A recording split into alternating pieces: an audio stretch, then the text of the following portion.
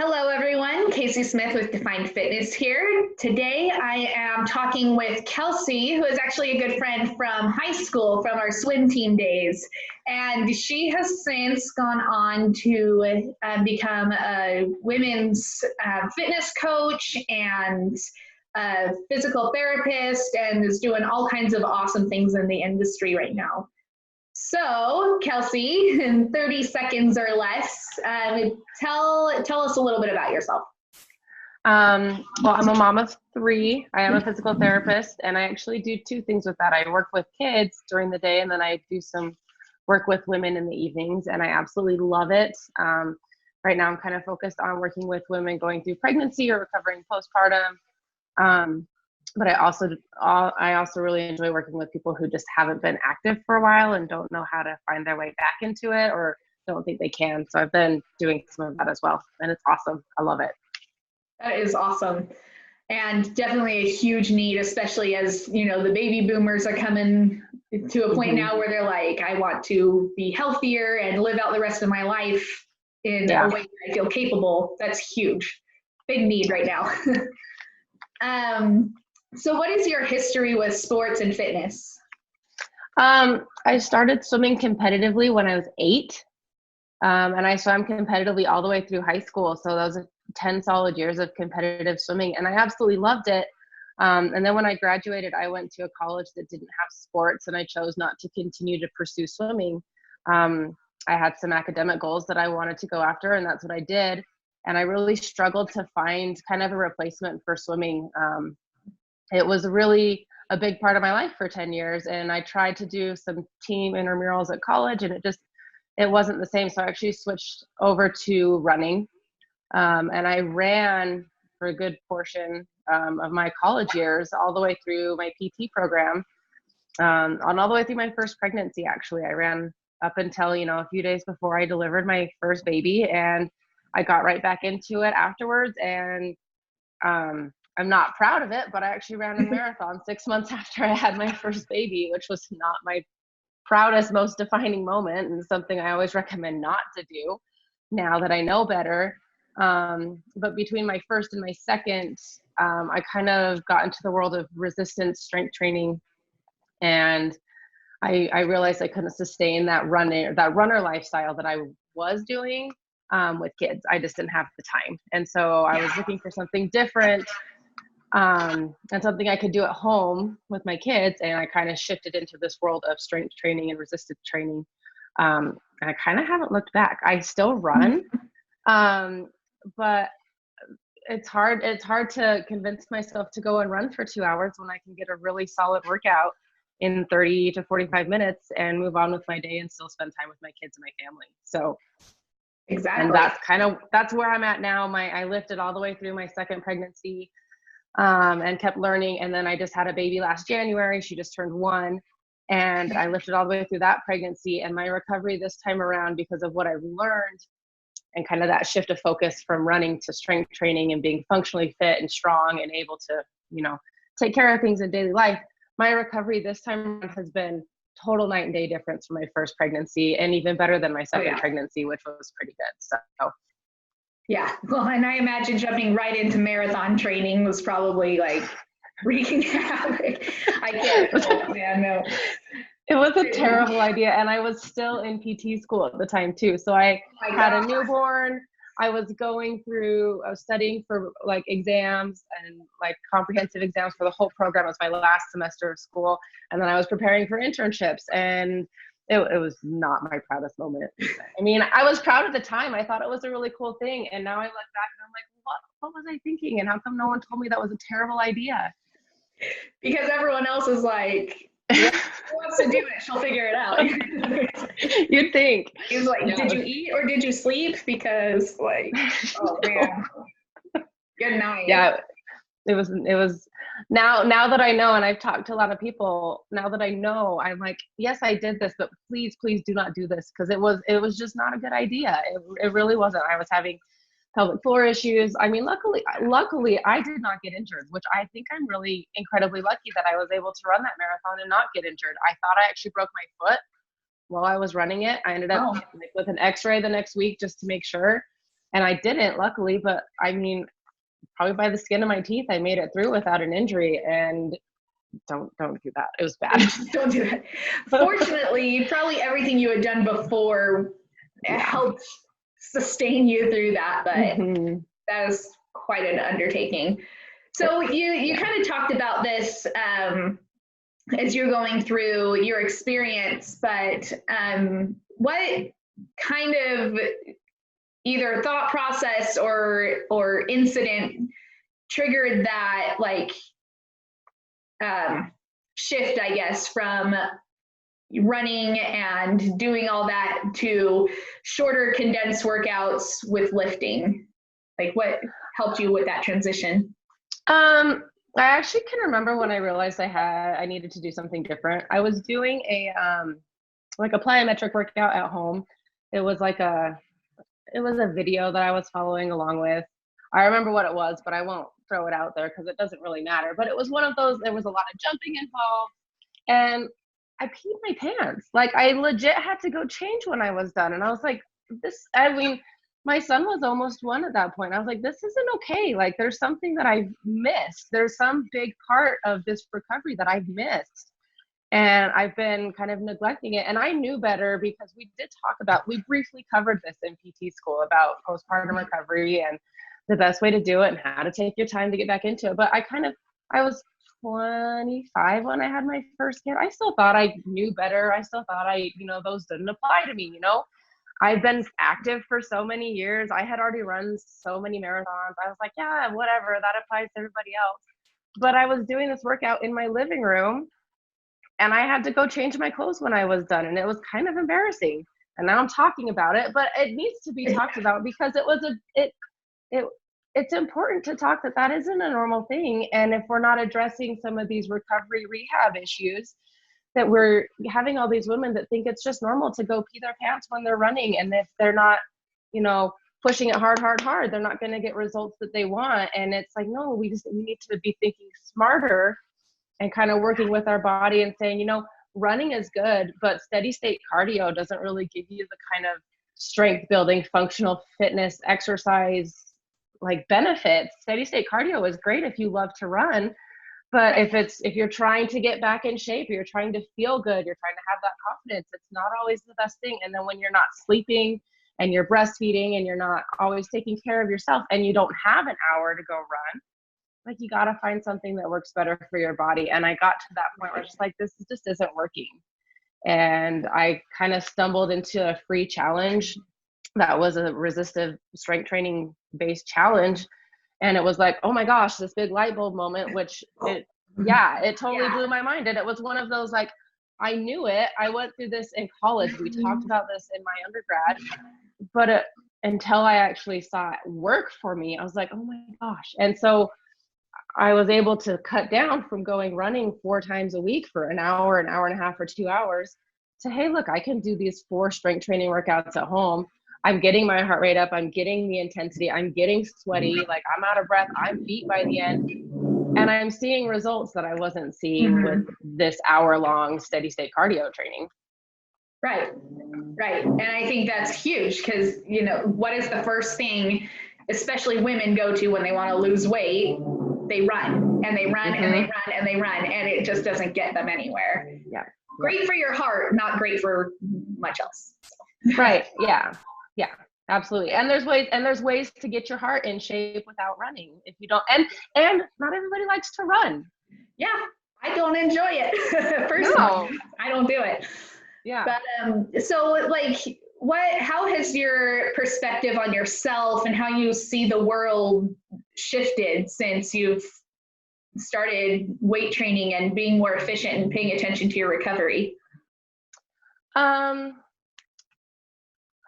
I feel a million times better. Like, I was just talking to my husband last night. We have 3 kids, like I said, and I feel better now after having 3 than I felt after 1 and 2.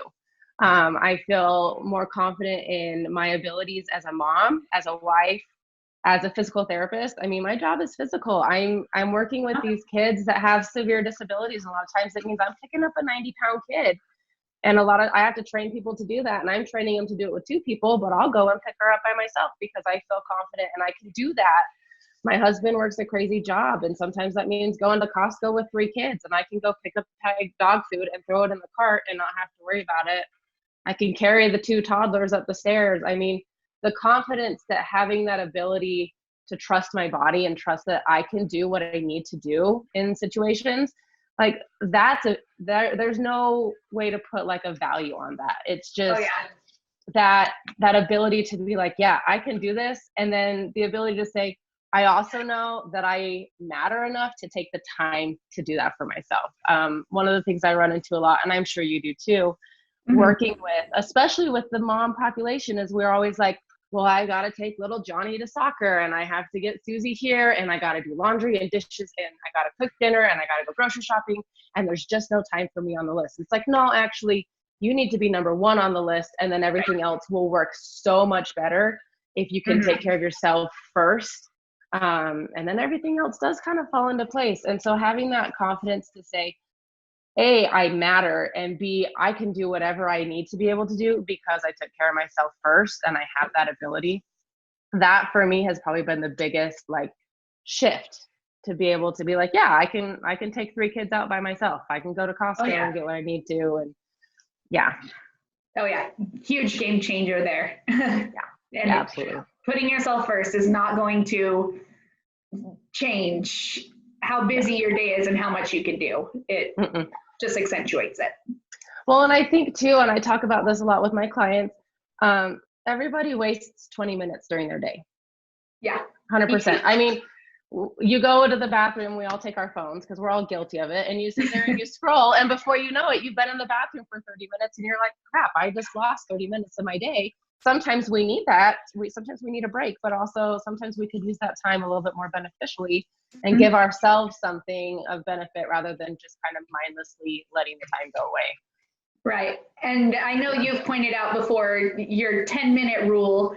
Just give yourself 10 minutes to move and then see what happens from there. If you're done, you're done. You move for 10 minutes, good job. And if not, like if you're feeling good, then you can get 20, 30 minutes of good intentional activity in.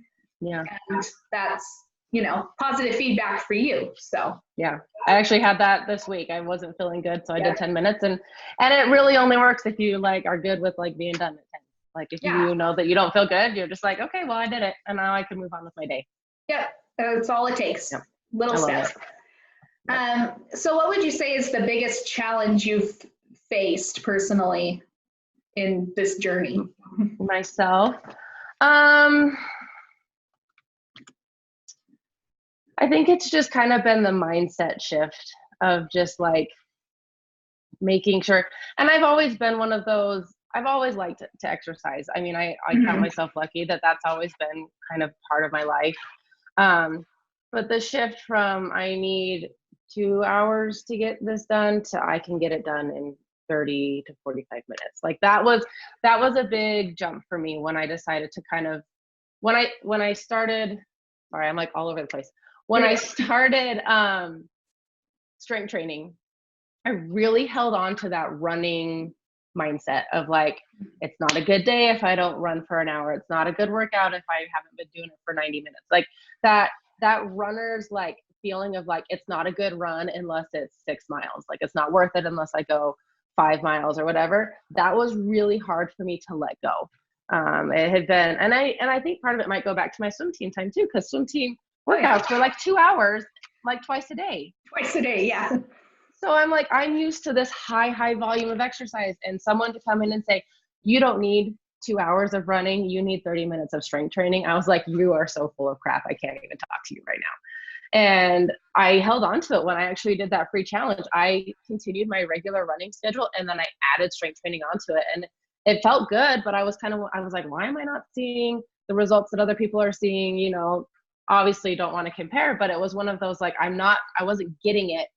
And then they were like, you need to stop. You need to just take a break from running, back off. It's January in Utah. There's snow everywhere. Just take a month and give it a try. And so I did. And once I took a month and I like fully committed to like these workouts are 20 or 25 minutes, I'm going to go all out. I'm going to be out on the floor when I'm done. and I'm not going to worry about running. Maybe I'll run once a week instead of 4 times a week. And I started seeing that I could still have the same kind of results and the same kind of workout that I wanted without putting in a third of the time. Like, that was amazing to me. But it was so hard to break through that runner's mindset of like, if you're not, exhausted by the end of the run and you haven't put in a certain number of miles, it wasn't worth it. That was really, really hard to break through for me. Oh yeah. Yeah. And that's huge. When you get used to, feeling totally wiped out, going from, an hour and a half to 4 hours of training every day to 30 minutes is like, what am I even doing? Right. This can't possibly be working.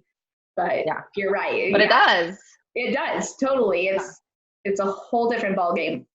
So what piece of advice would you give to someone who's kind of feeling overwhelmed with getting started or making the shift, breaking the mindset of cardio all the time? I'd say, what do you have to lose? I mean, I've talked to quite a few runners and they're coming to me. A lot of time I see, because I'm also doing some physical therapy with my coaching and my training, I'll see people when they're injured.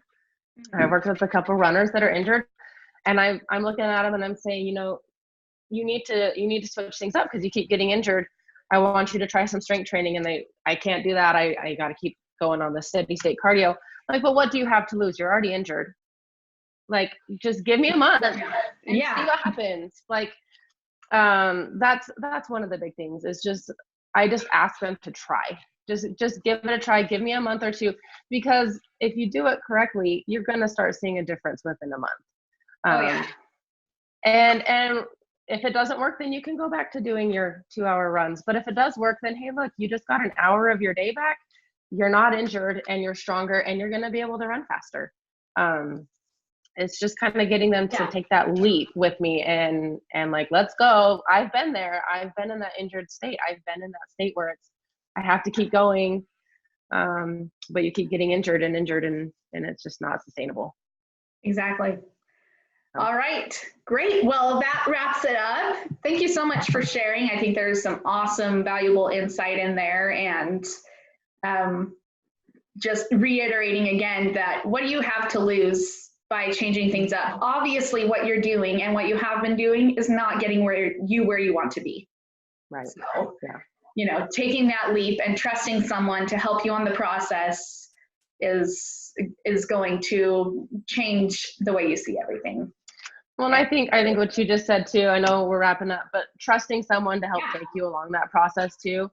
I've talked to a lot of people that are like, well, there's all this free stuff online that I can do. And that's great. There is a lot of free resources, but every once in a while you do need to just have someone to just take you by the hand and let them show you the process. And I think there's a lot of value in that as well.